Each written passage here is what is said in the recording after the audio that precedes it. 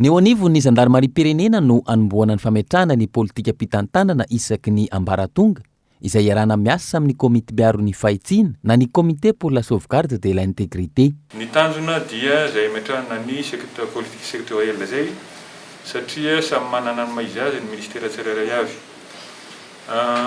Zany tsy midika hoe zao ny gendarmerie vao hiady amin'ny kolikoly fa efa niady tamin'ny kolikoly ihany hatramin'izay fa fanatsarana zany izy ity fametrahana aux normes ny ady atao dia zay mahatsara ny raha-masy amin'ny olona fa manana trakifa manokana fa manana nandalina manokana mikasika an'izany ady amin'ny kolikoly fametrahana ny tanitandalana sy ny fanjakana tsara tantana no tanjona. Ny kolikoly izay isan'ny sakana lehibe amin'ny fametrahana ny filaminana sy ny fampandrosoana. Aorian'ny fametrahana ny politika mpitantanana iroso amin'ny fampiarana izy ireo. Dia anisan'ny sektora vonona ny gendarmerie zany dia vonona iaraka ifampitanana amin'ny CSI dia anao andrafitra n'izay politique sectorielle zay miaraka amin'ny gendarmerie zany izahay. Efa misy moa zany ny zavatra nomanina manahoana ny fahavononan'ny tsirairay ao anatin'le izy dia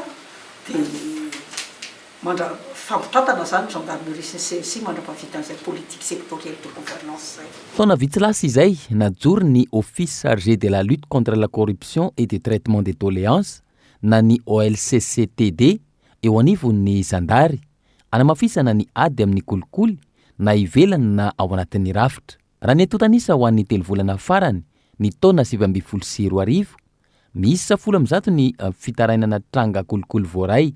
Niakatra 2.3 izany ny taona 2024 ary miisa 8.15 nanomboka ny volana janoary hatramin'ny faran'ny volana aprily 2024. Natratra 4.7 isanjato izany hoe miisa 8 ny fandraisana ny tanana natao ny taona 2024.